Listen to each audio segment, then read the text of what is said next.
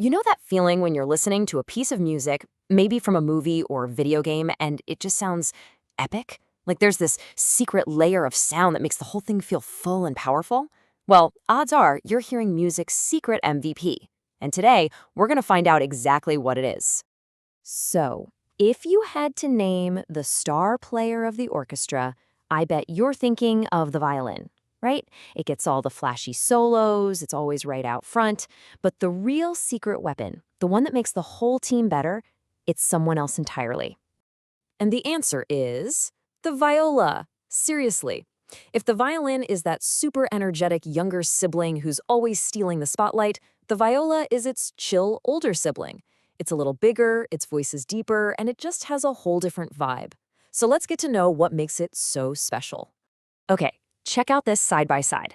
You can see right away the viola is a bit beefier than the violin, and that size difference is why it has that deeper, warmer sound.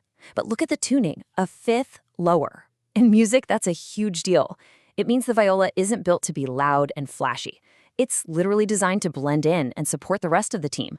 So to put it simply, the viola is the middle voice. Think about it. You've got the high-pitched violin soaring up top and the deep cellos holding down the bass line. The viola is the crucial instrument that lives right in between, connecting everything with its rich, warm sound. And get this, because its range is so unique, the viola gets to use its own secret code, for real. While most instruments use other clefs, violas read their music using the alto clef. It's like a special language that only they get to use, and it puts their home bass note right in the center. How cool is that? All of this brings us to the viola's main job. If an orchestra was a soccer team, the violin would be the star striker, scoring all the goals. But the viola is the master midfielder.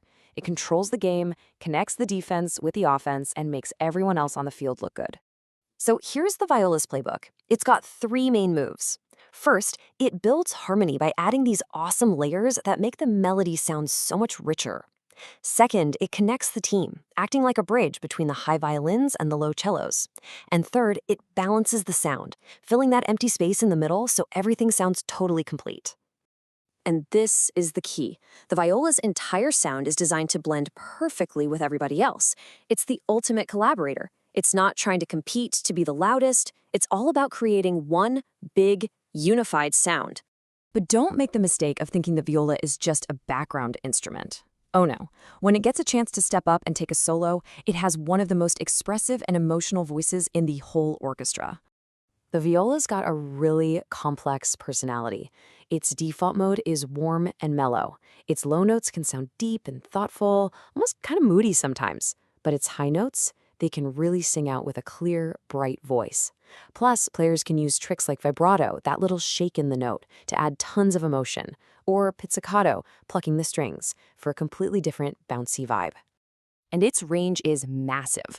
We are talking almost 4 octaves. That is an incredible vocal range for just one instrument.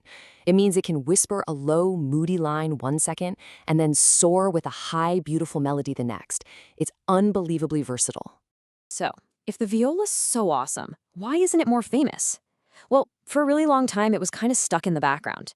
But that all started to change. This is the story of the viola's glow-up, from backup singer to solo artist.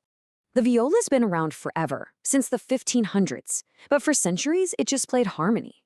Then, composers like Mozart and Beethoven realized, hey, this instrument is crucial for making our small groups sound balanced. But the real game changer was in the 20th century, when composers like Bartók finally wrote these incredible, challenging solos just for the viola, letting it step into the spotlight. So what happened?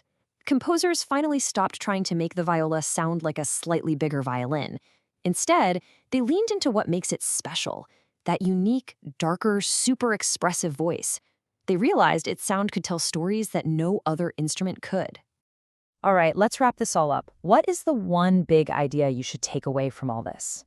It's this. The most important player on the team isn't always the loudest one or the one standing right at the front. Sometimes it's the player in the middle, quietly making the whole team sound incredible. And that's the viola. So here's my challenge to you. Next time you're listening to music, a movie soundtrack, a video game score, anything, close your eyes for a second and try to listen past the main melody. Try to find that warm, rich voice in the middle that's holding everything together. See if you can spot the unsung hero.